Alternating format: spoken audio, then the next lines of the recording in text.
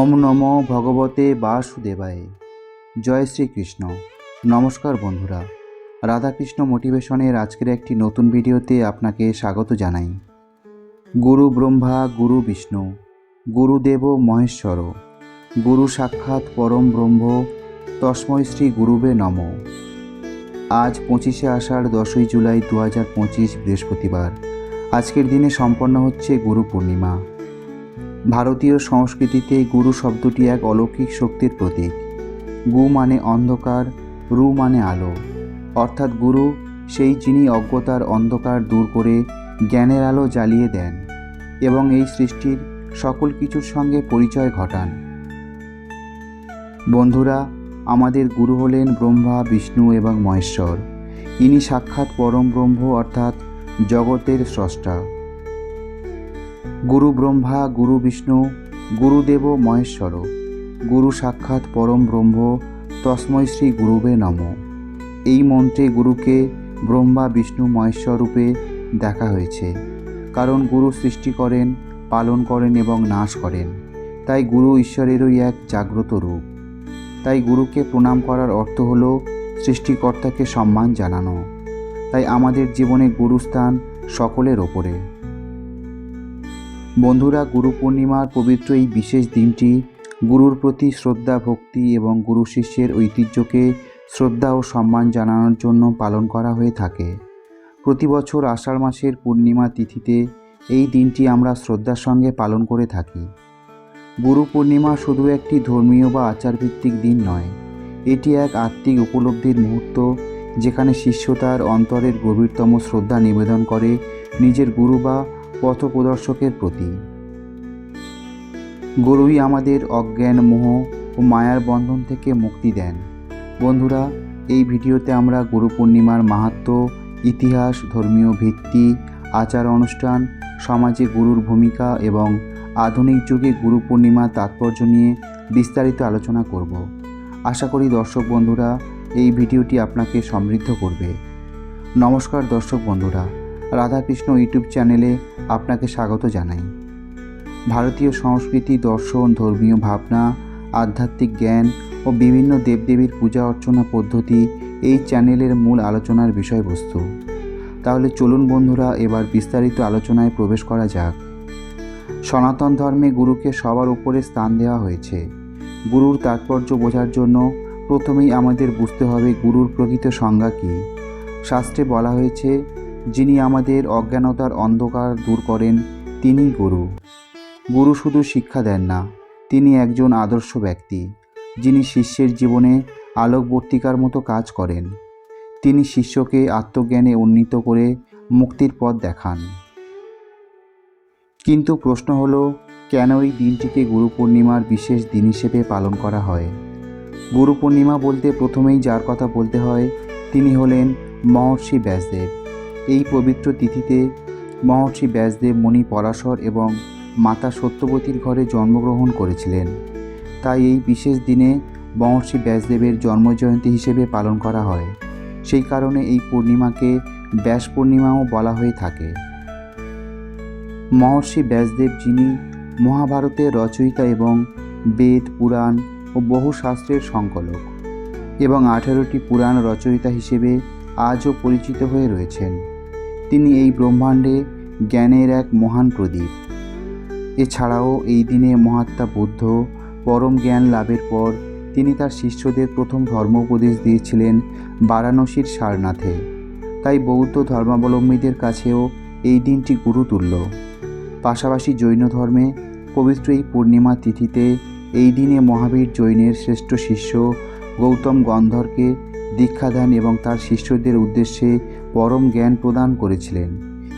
এই কারণে জৈন ধর্মাবলম্বীরাও এই দিনে গুরু পূজা করেন। অন্যদিকে হিন্দু পুরাণ অনুসারে ভগবান শিব, যিনি দেবাদিদেব হিসেবে পরিচিত, তিনি আদি যোগী থেকে আদি গুরুতে পরিণত হয়েছিলেন এই পবিত্র পূর্ণিমা তিথিতে। এই দিনেই তিনি সপ্তর্ষির 7জন ঋষি শিষ্য অত্রি, বশিষ্ঠ, পুলহ, অঙ্গিরা, পুলস্ত্য, মরীচি ও কেতু এই 7জন ঋষিকে মহাজ্ঞান প্রদান করেছিলেন। সুতরাং বিভিন্ন দিক থেকে পবিত্র এই গুরু পূর্ণিমা তিথি যথেষ্ট গুরুত্বপূর্ণ। প্রাচীন ভারতের গুরু শিষ্য সম্পর্ক ছিল অত্যন্ত গম্ভীর, মধুর ও পবিত্র। গুরুগৃহে বাস করে শিষ্য শিক্ষা অর্জন করত। শুধু বিদ্যা নয়, জীবনচর্চা, শৃঙ্খলা, নৈতিকতা সবই শিখত। গুরু ছিলেন পিতার থেকেও বড়, কারণ পিতা জন্ম দেন দেহের, কিন্তু গুরু জন্ম দেন জ্ঞানের, আত্মার এবং সত্যের। প্রিয় দর্শক বন্ধুরা, এবারে আসবো এই গুরু পূর্ণিমাতে পালনীয় উপাচার প্রসঙ্গে। গুরু পূর্ণিমার দিন যেটি সবথেকে বেশি গুরুত্বপূর্ণ সেটি হলো গুরু পূজা করা, গুরুর প্রতি শ্রদ্ধা এবং সম্মান নিবেদন করা। বন্ধুরা, আমাদের সনাতন ধর্ম শেখায় আমাদের প্রত্যেকটি মানুষের জীবনের প্রথম গুরু হলেন নিজের পিতা এবং মাতা। তাই গুরু পূর্ণিমার দিন সবার প্রথমে যাকে শ্রদ্ধা এবং সম্মান নিবেদন করা প্রয়োজন তিনি হলেন নিজের পিতা এবং মাতা। এই দিন সকালে ঘুম থেকে উঠে স্নান পর্ব সেরে নিজের পিতামাতাকে সবার প্রথমে প্রণাম করুন এবং তাদেরকে আপনার সাধ্যমতো কিছু উপহার প্রদান করুন। বন্ধুরা, পিতামাতার আশীর্বাদ ছাড়া জীবনে কখনোই সাফল্য পাওয়া যায় না। তাই জীবনের প্রথম গুরু নিজের পিতামাতাকে এই দিন সবার প্রথমে শ্রদ্ধা এবং সম্মান প্রদর্শন করুন। আর পিতামাতা যদি জীবিত না থাকেন তাহলে এই দিন পিতামাতার ছবিতে অবশ্যই একটি ফুলের মালা পরান এবং তাদের চরণে একটি ফুল নিবেদন করুন। দ্বিতীয় যে বিষয়টি হলো, যে গুরুর কাছে থেকে আপনি দীক্ষা নিয়েছেন সেই গুরুর উদ্দেশ্যে কিছু উপহার অবশ্যই নিবেদন করুন এবং তার কাছে আশীর্বাদ প্রার্থনা করুন। এই দিনে গুরু পূজার জন্য অনেক আচার পালন করা হয়। সাধারণত সকালবেলায় স্নান করে শুদ্ধ হয়ে গুরুর চরণে পুষ্প, ফল, ফুল, বস্ত্র, ধূপ, দীপ ও মিষ্টান্ন নিবেদন করা হয়। শিষ্যরা গুরুকে প্রণাম করে আশীর্বাদ গ্রহণ করে। কেউ কেউ গুরুর নির্দেশ অনুসারে উপবাস পালন করে। এছাড়াও এই দিনে বেদপাঠ, ভগবত গীতা পাঠ, গুরুস্তব এই দিনের এক গুরুত্বপূর্ণ অংশ। ভগবান শ্রীকৃষ্ণ গীতায় অর্জুনকে যেভাবে জ্ঞান দান করেছেন তিনিও আদর্শ গুরু। তিনি বলেন, জ্ঞানীদের শরণাপন্ন হও, বিনীতভাবে প্রশ্ন করো ও সেবা করো, তারাই তোমাকে সত্য জ্ঞান দান করবে। এই বাণীতে গুরু শিষ্য সম্পর্কের শুদ্ধতা এবং গুরু পূর্ণিমার মর্ম নিহিত।